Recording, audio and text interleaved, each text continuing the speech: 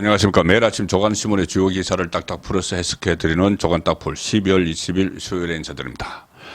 한동훈 법무부 장관, 국민의힘 비대위원장으로 거의 확실시 되고 있죠. 어제 국회에서 기자들과 만나서 여러 가지 말들을 쏟아냈는데 화제가 되고 있습니다. 자, 새로운 문법을 선보였다. 그런 그 평가까지 듣고 있는데 동아일보 정치면 기사입니다. 한동훈 윤 아바타론에 누굴 맹종한 적 없고 앞으로도 그럴 것이다. 윤석열 대통령에게 어떤 직언을 하지 못할 것이다. 검찰 시절에 상하 관계였기 때문에 검사 동일체 원칙 이런 것까지 민주당이 들고 나와서 이렇게 내다보고 있는데 거기에 대해서 정면 반박을 했습니다. 나는 누구를 맹종한 적도 없고 앞으로도 맹종하지 않을 것이다. 윤석열 대통령에게 할 말은 하겠다. 이 이야기죠. 이 이야기까지 하는 것은 결국은 비대위원장을 맡을 의지가 있다. 그것을 보여주는 이야기죠. 그리고 정치 경험이 없다는 이런 지적에 대해서는 많은 사람이 같이 가면 그게 길이 된다. 처음부터 길이 있었던 것은 아니다. 경험 부족보다 몸을 사릴 때 진짜 위기가 온다. 이런 말도 했습니다. 몸을 사리지 않겠다는 그런 비대위원장을 맡겠다는 그런 의미로도 해석이 됩니다. 김건희 특검법에 대해서는 야당이 선동하는 악법이다. 김건희 여사 명품백 논란에는 몰카 공작이다. 이렇게 민감한 부분에도 일일이 다 대답을 했습니다. 그래서 여당 내에서는 한동훈 비대위원장 수락 굳힌 듯 이렇게 이야기가 나오는데 자, 그럼 앞으로 절차가 어떻게 될까요? 이 한동훈 장관 등판이 가까워지고 있는 가운데 국민의힘 지도부도 일단 비대위 전환을 위해서 쟁걸음을 하고 있습니다. 빨리 움직이고 있는데 윤재옥 당대표 권한 대행은 오늘 당 상임 고문단과 비대위원장 인선을 위한 회의를 진행할 예정입니다.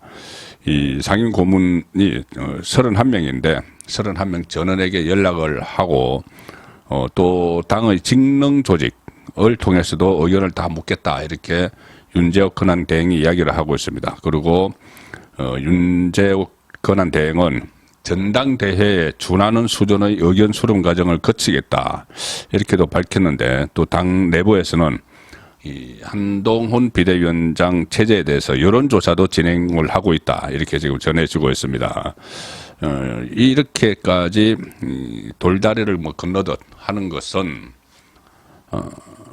한동훈 장관에 대한 비대위원장 추대에 일부에서 비윤 진영에서 본인들의 입지가 약화될 것을 우려한 비윤 일부에서 반대를 하는 것이 있기 때문에 비대위원장이라는 것은 원래 다 합의 추대를 하는 건데 그래서 그런 요소들을 없애기 위해서 윤재옥 위원장이 이렇게 꼼꼼하게 하고 있는 것 같습니다. 당 관계자는 이렇게 이야기합니다. 공무원 출신, 경찰 출신이죠. 윤건한 대행이 비대위원장 지명 이후에 아무런 잡음이 나오지 않게 모든 절차를 거치고 있는 중이다 이렇게 이야기를 합니다. 그래서 1년의 절차가 끝나면 이번 주말경 차기 비대위원장 후보자를 지명할 것으로 보이는데 그리고 당 최고위원회의, 전국위원회의에서 후보자 임명안이 의결되면 이제 당권은 비대위원장에게 넘어갑니다. 자, 한동훈이 거의 확실시 되는데 그런데 이렇게 주말까지 또 목, 금 이렇게 남았는데 주말까지 이 어수선한 시간을 지금 끌게 되면은 뭔가 또 다른 변수가 등장을 할 수도 있습니다. 그래서 어떤 돌발 변수가 생길 수도 있기 때문에 좀 더 시간을 앞당겨서 한동훈 체제로 전환을 하는 것이 맞지 않나 그런 생각도 듭니다. 자, 어제 여러 가지 한동훈 장관이 이야기한 것 중에서 조선일보는 김건희 특검 관련 부분에 주목을 했습니다. 자, 조선일보 일면 톱 기사입니다. 일면 톱. 총선 후 김건희 특검 급부상. 한동훈 민주당 특검법은 악법이지만 법 앞에 예외 없다. 문제 조항 뺀 법안 수용 시사. 민주당은 말도 안 되는 소리. 자, 어제 한동훈 장관이 김건희 특검법과 관련한 질문을 받고 답변한 것을 조선일보는, 다른 언론은 이렇게 해석을 안 했는데 조선일보가 이렇게 해석을 했습니다.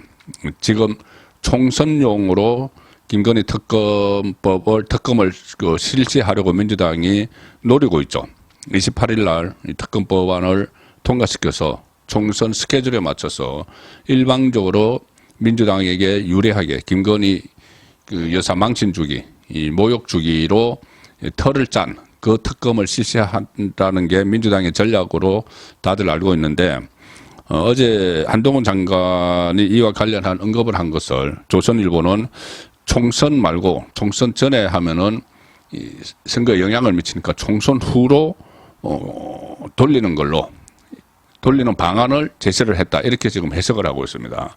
이렇게 해석하는 이유가 아마 어제 한동훈 장관의 말뿐이 아니고 다른 또 사이드 취재를 했기 때문에 이렇게 일면 톱으로 내세우지 않았나 이렇게 싶은데, 민주당은 당장 말도 안 되는 소리 이렇게 나오고 있습니다. 박성준 대변인이 총선 후 특검은 말도 안 되는 소리다 이렇게 이야기를 했는데, 그러면 민주당의 전략이 어그러지겠죠. 그래서 그것을 다수당의 민주당이 받아들이지 않을 가능성은 있는데, 일단 한동훈 장관은 만약에 비대위원장이 된다면, 비대위원장이 된다면 총선 후에 김건희 특검을 받아들이는 쪽으로 방향을 정한 것 아닌가, 그런 기사입니다. 한동훈 장관이 어제 김건희 여사 특검법에 대해서 이렇게 이야기했습니다. 법 앞에 예외는 없어야 한다. 이 법 앞에 예외는 없어야 한다, 이 말에 지금 방점을 찍었습니다. 조선일보가. 한동훈 장관은 그러면서 다만 야당의 특검법은 총선 기간에 선동하기 좋게 만들어진 악법이다. 그런 점을 충분히 고려해서 국회 절차 내에서 고려돼야 한다, 이렇게 이야기를 했죠. 현재 여기에 대해서 조선일보는 이렇게 해석을 했습니다. 현재 민주당 등 야당이 발의한 특검법은 정략적이기 때문에 대통령이 거부권을 행사할 수밖에 없지만, 그러니까 거부권을 대통령이 행사하는 거죠. 행사할 수밖에 없지만, 이것은 한동훈 장관이 비대위원장이 되면 대통령에게 그렇게 거부권을 행사하도록 건의를 해야 된다는, 할 수밖에 없다는 이야기죠. 그렇지만 총선 이후에 문제 조항을 수정한 새로운 특검법을 낼 경우 수용할 수 있다는 뜻으로 해석이 된다. 법 앞에 예외는 없다, 그렇게 이야기를 했기 때문에 이 예외로 떠서 이것을 완전히 거부권에서 없애버리면 안 되고, 이 특검법도 발의를 하고 표결을 했기 때문에 이 수정을 해서 총선 후에 실시하는 방안을 지금 한동훈 장관은 염두에 두고 있다는 이야기입니다. 한 장관의 이날 발언은 특검 추천과 생중계 브리핑 등에 대한 문제 조항이 수정이 되면은 총선 이후에 특검을 수용할 수 있다는 뜻으로 해석이 된다. 여러 가지 장치들을 막 만들어놨죠, 이 특검법에. 그런데 그 문제 조항을 수정을 하고 총선 이후에 특검을 수용할 수 있다, 이 뜻으로 해석이 되는데, 민주당은 말도 안 되는 소리, 그렇게 일축을 하고 있습니다. 그래서 이 한동훈 장관이 비대위원장에 취임하고 나서 이 부분을 어떻게 풀어갈지, 그것이 첫 시험대가 될 수 있다, 이런 말이 많이 나오고 있는 상황이어서 조선일보가 여기에 지금 주목을 하고 있습니다. 어제는 어제 아니죠. 뭐 사실 그저께 한밤중이죠. 11시 넘어서 송영길, 돈봉투 송영길이 구속이 됐습니다. 송영길이 구속되면 그 다음 차례는 돈 봉투를 받은 국회의원들이겠죠. 민주당 국회의원들. 오늘 사회면, 조간신문 사회면은 그 부분에 일제히 주목을 합니다.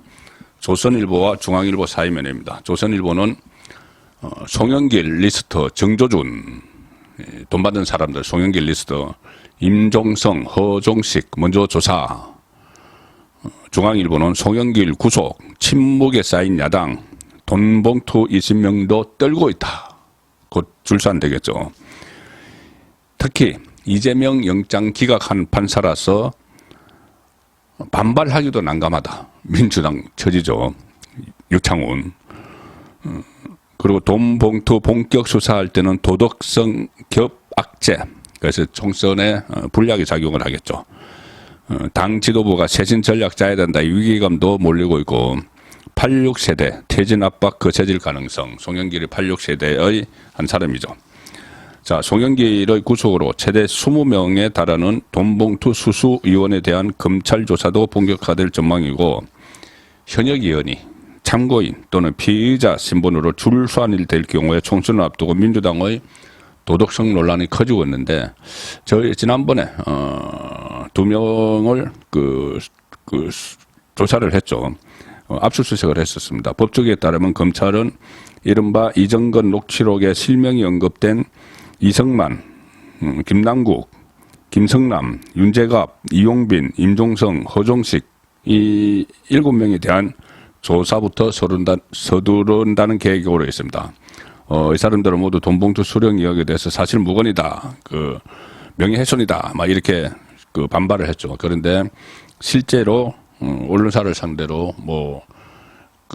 언론중재위에 제소를 하거나 아니면 이것을 퍼뜨린 사람들에게 대해서 명단을 이야기한 사람들에 대해서 고소를 하거나 이런 것은 단 한 건도 없습니다.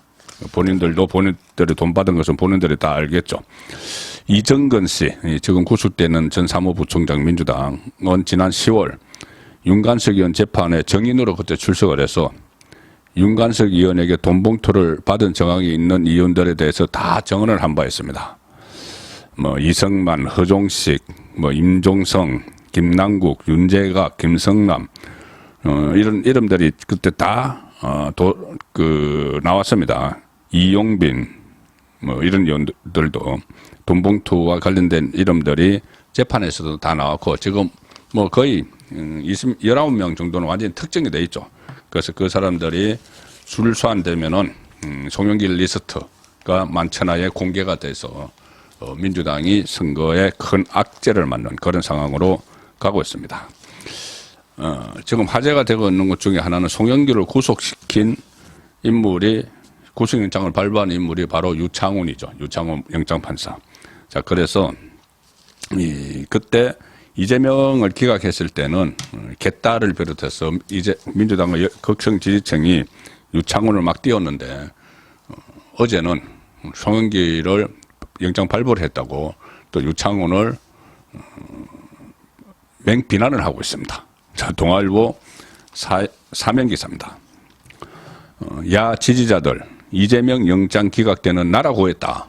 유창훈이 나라 고했다 이렇게 하고, 이번엔 동일한 유창훈 판사를 두고 사법부 사망했다. 사법부는 이제 끝났다. 이렇게 비난을 하고 있습니다. 반응이 극과 극인데, 송영길 구속영장이 발부되니까 서울구치소 앞에서 구치소에 대기를 하고 있었죠. 송영길 석방을 기다리고 있던 야권 지지자들은 사법부는 죽었다, 개강된 반응을 보였고, 일부 지지자들은 이번 영장 발부는 윤석열 정권과 사법부의 정치 탄압이다 이렇게 막 비판을 하고 했는데, 그때 이재명 구속영장 기각됐을 때는 당시 이 사람들은 서울구치소 앞에 똑같이 있다가 이재명이 나오니까 나라를 구했다, 유창훈 판사. 그리고 이재명도 나와서 대한민국 헌정 질서를 굳건하게 지켜주고 현명한 판단을 해준 사법부에 깊이 감사드린다. 이 유창훈 판사가 대한민국 헌정 질서를 굳건하게 지켜주고 현명한 판단을 했다. 그러면 송영길에 대해서도 이것을 이재명은 그대로 이야기해야 되지 않을까 싶습니다. 송영길 구속한 데 대해서 대한민국 헌정 질서를 굳건하게 지켜주고 현명한 판단을 해줘서 감사드린다. 지금도 유창훈에게 그렇게 이야기를 해야죠. 자, 이재명이 지금 제가 몇 차례 말씀드렸는데, 영장 재청구가 지금 임시국회가 열리는 바람에 아직은 어떻게 할지 결정을 하지 못한 것 같습니다. 아직 이것이 없어진 것은 아니고, 대북 송금과 관련한 영장 재청구 여전히 검찰의 살아있는 카드로 가지고 있는데, 일단은 이재명이 공천을 시작을 했습니다. 사실상 공천권을 발휘하기 시작했습니다. 그 비명계는 엄청나게 반발을 지금 하기 시작했는데, 공천 학살이 시작이 됐다. 자, 이런 조짐이 보이고 있습니다. 서울신문 기사입니다. 비명 김윤식, 최성 낙마, 야 공천 학살 논란, 이재명이 지금 비명계를 공천 학살하기 시작을 했습니다. 민주당 친명계 의원 지역구 출마를 준비하던 비명계 김윤식 전 시흥시장과 최성 전 고양시장이 예비후보 심사에서 부적격 판정을 받자 반발을 했다. 이에 대해 비명계를 중심으로 공천 학살이라는 비판이 제기가 되고 있습니다. 예비후보 등록을 신청을 한 김윤식 전 시장은 당 공직선거 후보자 검증위원회로부터 부적격 판정을 통보받았습니다. 친명계 조정식 사무총장의 지역구인 경기 시흥 출마를 준비해 왔는데 조정식 사무총장을 보호하기 위해서 이재명의 측근이죠. 이 김윤식 전 시흥시장을 아예 처음부터 부적격해서 탈락을 시켜버린 겁니다. 검증위원회는 민주당 검증위원회는 이유를 이렇게 됐습니다. 지난 21대 총선에서 당 지도부가 시흥을 단수 공천 지역으로 정하고 조정식에게 공천을 주자 김영식 전 시장이 김윤식입니다. 김윤식 전 시장이 법원에 효력정지 가처분 신청을 내는 등 뭐 소동을 피웠다 이런 거지만 뭐 그거 아니라 다른 거라도 무조건 이 꼬투리를 잡아서 다 탈락을 시키겠죠. 비명계는. 그리고 또 친이낙연계인 최성 전 그 고양시장도 친명계 한준호 의원, 홍보위원장입니다. 한준호 지역구인 경기 고양을 예비 후보에 지원했다가 부적격 판정을 받았고, 또 최성 전 시장은 그때 2017년 대선 때 이재명 그리고 문재인과 대선 후보 경선을 벌였던 그 인물이죠. 그래서 이재명과는 악연이 있는 겁니다. 그리고 이 검증위원장, 민주당 검증위원장인 김병기 수석 사무부총장 지역구인 서울 동작갑 출마를 준비하던 이창우 전 동작구청장도 당정 협의에 잘 응하지 않았다. 이래서 부적격 판단. 어쨌든 비명계의 공천 학살의 시작이 됐고, 그러니까 친명계가 있는 지역구는 그대로 현역 의원을 살려두고 거기에 도전하는 비명계는 다 쳐내고 비명계가 있는 현역으로 있는 지역구는 다 뽑아내고 거기에 친명계를 집어넣고 이 작업이 지금 시작이 됐습니다. 그래서 당하는 입장에서는 공천 학살을 당하는 것이죠. 그래서 이 공천 학살을 당하는 사람들이 어떻게 앞으로 반발하느냐에 따라서 이낙연 신당이 이삭죽기로 해서 새로 당을 만들 것이냐 아니면은 이낙연 특유의 성격대로 지금 약간 신당 만드는데 좀 주춤하고 있습니다. 이재명의 이 사법 리서클을 끝까지 지켜보자 뭐 이런 생각도 좀 있는 것 같은데 임시국회가 끝나면은 검찰이 어떻게 움직일지 이재명을 겨냥한 칼을 어떻게 휘두를지 그 부분도 아직까지는 지켜봐야 되는 상황이 남아 있습니다. 오늘 마지막 소개해드릴 기사는 동아일보와 중앙일보 일면 사이드톡 기사입니다. 국정원장의 조태용, 외교장관의 조태열, 윤 대통령 외교안보라인 개편을 했는데 특히 국정원장 얼마 전에 인사파동이 크게 일어났죠. 몇 차례 인사파동이 일어나서 윤석열 대통령이 대노를 했습니다. 그전에도 한두 차례 있었는데 또 인사파동이 일어나니 그때 윤석열 대통령이 그 국정원장 그리고 1차장, 2차장 전부 다 잘라버렸죠. 그래서 국정원장이 새로 조태용 지금 현재는 국가안보실장인데 9개월 만에 국정원장이 됐습니다. 인사청문회를 거쳐야 되니까 당분간 안보실장 자리를 비워둘 수는 없죠. 지금 북한이 계속 미사일을 쏘기 때문에 안보실장직을 가지고 있으면서 인사청문회를 통과하면은 국정원장으로 취임을 하는 그런 수순을 밟게 됐습니다. 12월 20일 보내드린 조간 딱풀이었습니다.